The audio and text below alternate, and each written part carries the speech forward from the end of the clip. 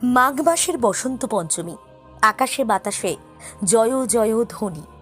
জয় জয় দেবী চরাচর সারে, কুচযুগ শোভিত মুক্তাহারে। বীণা রঞ্জিত পুস্তক হস্তে ভগবতী ভারতী দেবী নমস্তুতে। এই মন্ত্র উচ্চারণের আর মাত্র একদিন বাকি, কিন্তু সরস্বতীরা গেল কোথায়? আরামবাগ রামমোহন বালিকা বিদ্যালয়ে সরস্বতীদের দেখা মিলছে না তো। ব্যাপারটা কি? ছাত্রী মেরে কেটে 20 থেকে 21 জন, শিক্ষিকা 11 জন। আরামবাগ শহরের এবার বালিকা বিদ্যালয়ের ভবিষ্যৎ নিয়ে উদ্বিগ্ন সকলেই। কথাতেই আছে নারী সৃষ্টির ধারক বাহক, তাই তাকে এগিয়ে যেতেই হবে। কিন্তু নারীকে এগিয়ে যেতে গেলে তাকে শিক্ষায় সমৃদ্ধ হতে হবে, মা সরস্বতীর আশীর্বাদ পেতে হবে। কই সেসবে তো বালাই নেই, কারণ ছাত্রী সংখ্যা তো ক্রমশ কমছে। এমনকি লেখাপড়ায় অনীহা এতটাই বাড়ছে যে 2025 শিক্ষাবর্ষে মাধ্যমিক বিদ্যালয়ের 5ম শ্রেণীতে 2 জন ভর্তি হয়েছেন। নবম দশম শ্রেণীর ছাত্রীদের বিয়ে হয়ে যাচ্ছে। বিদ্যালয়ের কম্পিউটার শিক্ষিকা, কম্পিউটার ক্লাসরুম প্রজেক্টের ব্যবস্থা রয়েছে, কিন্তু ছাত্রী কই? শিক্ষিকা পড়াবেন কাকে? 9 জন দশম শ্রেণীর ছাত্রী রয়েছে, তাদের নিয়ে ক্লাস হচ্ছে। 5ম শ্রেণীতে 1 জন, 8ম শ্রেণীতে 2 জন। আরামবাগ শহরের বুকে আরামবাগ রামমোহন বালিকা বিদ্যালয়ের এই ছবিটা কিন্তু নিঃসন্দেহে অনেক বড় চিন্তার। আরামবাগের মতো জায়গায় কেন নারী শিক্ষার প্রসার হচ্ছে না? কেন নারী শিক্ষা জাগরণে উৎসাহ বাড়ছে না? বিদ্যালয়ের টিআইসি থেকে বিদ্যালয় পরিচালন সমিতির সভাপতি প্রত্যেকেই বিদ্যালয়ের ভবিষ্যৎ নিয়ে চিন্তায়। এই স্কুলটা আদৌ থাকবে তো? আরামবাগ মহকুমার খানাকুলের রাধানগরে রাজা রামমোহন রায় জন্মেছিলেন, যিনি ক্রমাগত নারী ক্ষমতায়নের জন্য, নারী শিক্ষার জন্য, নারী উন্নতির জন্য সওয়াল করে গেছেন। আর আজ সেখানেই বালিকা বিদ্যালয়ে ছাত্রী সংখ্যা কমতে কমতে তলানিতে। যদিও বিদ্যালয়ের টিআইসি বলছেন স্কুল ছুট বাড়ছে। আরামবাগ রামমোহন বালিকা বিদ্যালয়ে সরকারিভাবে 9 জন স্থায়ী শিক্ষিকা, 2 জন আংশিক সময় শিক্ষিকা রয়েছেন, 1 জন group D group C staff রয়েছেন। গড়ে 2 জন ছাত্রী পিছু 1 জন শিক্ষিকা। ভাবতে পারছেন? আবারও বলছি, আর একদিন বাকি, তারপর সরস্বতী পুজো। সরস্বতীরা গেলেন কোথায়? প্রশ্ন তুললাম আমরা। দেখতে থাকুন নিউজ বাংলাদেশা। এইভাবেই তো ওদেরকে পড়ানো হয়। ওরা আজকে আসছে, এদের 2 জন রয়েছে স্টুডেন্ট ক্লাস 5-এ। কালকে একজন এসেছে, পড়া দিয়েছিলাম, আজকে দেখছি সে আসছে না। তো আমরা তো আমাদের মতো যথাযথ চেষ্টা করছি। ওরা যদি আসছে না, তাহলে আমরা কতটা কি করবো? হ্যাঁ, ক্লাস 5-এ 2 জন আছে।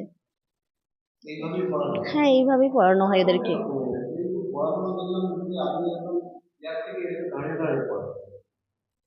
কিন্তু বাড়িতে তো সেইভাবে দেখছে না, বাবা মারা সেইভাবে তো কেয়ার করছে না। আমরা এখানে তো পড়াটা যতটা করছি, কিন্তু সেটা তো বাড়িতে গিয়ে বাবা মাকে বলতে হবে, কিরে তো পড়াটা কি দিয়েছে, আজকে স্কুলে কি পড়ানো হলো। সেই জিনিসটা কিন্তু আমাদের যে স্টুডেন্টগুলো আছে না, সেইভাবে বাবারা ততটা খেয়াল করছে না জিনিসটা। হ্যাঁ, ধরুন গার্জেন মিটিং করা হলো, মানে যতগুলো গার্জেন রয়েছে তার মধ্যে হার্ডলি বলে 10 জন আছেন কিনা তার ঠিক নেই। তারা তো এসেও খোঁজ নেবে যে আমার স্টুডেন্ট কেমন পড়া করছে, সেই জিনিসটা পর্যন্ত খোঁজ নেন না ওনারা। একদম একদম একদম, আমরা বারবার ওদেরকে সেটাই বলি যে পড়াশোনাটা করার জন্য সরকার কত রকম ভাবে সাহায্য করছে, কত রকম স্কলারশিপ দিচ্ছে। তোরা সেখানে যদি মূর্খ হয়ে থাকিস, প্রতিদিন স্কুলটা অন্তত হয়, তাহলেই তোরা সেটা জেনে যাবি। কিন্তু সেটা পর্যন্ত ওরা করে না। এবারে সেটা বাড়ির ক্ষেত্রেও একটা চাপ থাকে, মা বাবা কাজে বেরিয়ে যাচ্ছে, হয়তো আমরা স্কুল থেকে আমরা ফোনও করছি সপ্তাহে, যদি মেয়েটা সপ্তাহে 2 দিন আসছে 3 দিন আসছে না, তখন ফোন করছি ওদেরকে যে কেন আসছে না। মা বলছে হ্যাঁ ও তো বেরিয়েছে। মা সকালে বেরিয়ে চলে গেছে, জানেই না যে মেয়ে স্কুলে আসছে না বলে।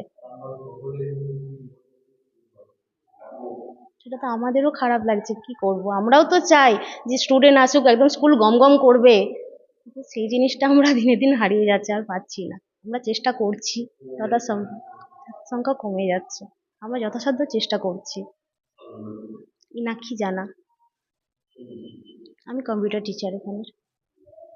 ছাত্রী আসছে না কেন, এটা কি সব স্কুলেই তো কমছে? হ্যাঁ, আমাদের স্কুলেও কমছে।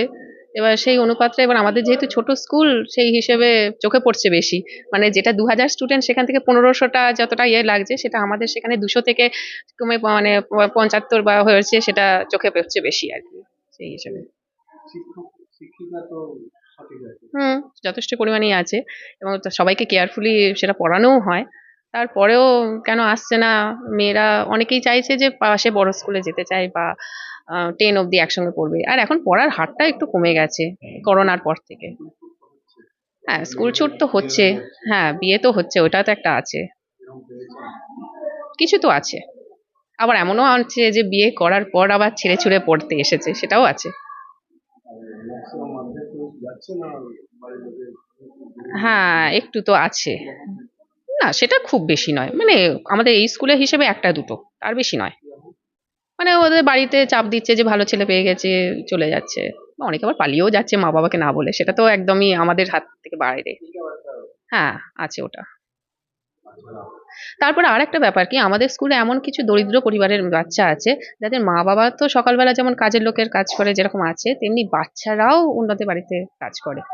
মানে যেটা ঘর মোছা, বাসন মাজার যে কাজ, সেই সমস্ত করার পরেও আমাদের স্কুলে আসে।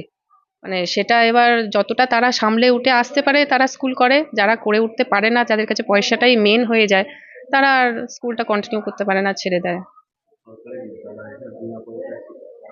বিনা পয়সায় শিক্ষা সবই মানছি, কিন্তু ওরা মাস গেলে একটা বাড়িতে কাজে। দেখুন, রামমোহন বালিকা বিদ্যালয়ের ভবিষ্যৎ আমি অ্যাজ এ প্রেসিডেন্ট হিসেবে বলছি খুব একটা ভালো নয়। কারণ ওই এলাকায় মেয়েরা অ্যাকচুয়ালি এমনি সাইডে প্রচুর স্কুল আছে, তো এমনি বালিকা বিদ্যালয় আছে, কাছাকাছি পেলে চলে যাচ্ছে। আর আরামবাগ যেহেতু গার্লস নাম করে গেছে, সব মেয়েরা আরামবাগ গার্লস 10 ওইখানেই ভর্তি হতে চাইছে, ওদের ছেলে মেয়ে মেয়ে বাড়ছে। আর রামমোহন বালিকা বিদ্যালয়ে কোনো মেয়েই নেই, পড়ায় অনীহা। এবং সবচেয়ে বড় জিনিস, দিদিমণিরা ভালো পড়াচ্ছে, স্টাফ ভালো। সবচেয়ে বড় জিনিস, ওরা গার্জেনদের বাড়ি বাড়িতে আসার জন্যে রিকোয়েস্ট করছে, তবু পাচ্ছে না। ছাত্রী নেই বললেই চলে। আর একটা ট্রেন হচ্ছে, ও গরিব এলাকাও তো, ওই যেমনি 9-10-এ উঠে গেল অমনি বিয়ের ব্যবস্থা করে দিয়ে চলে যাচ্ছে। আর কেউ পড়াশোনার তত এনার্জি নাই। দেখুন না, দেখবেন 2-4টে মেয়েকে নিয়ে, মানে বাড়ির লোক বোধহয় তো ভালো পড়ায় না, পড়াচ্ছে তবু আসছে।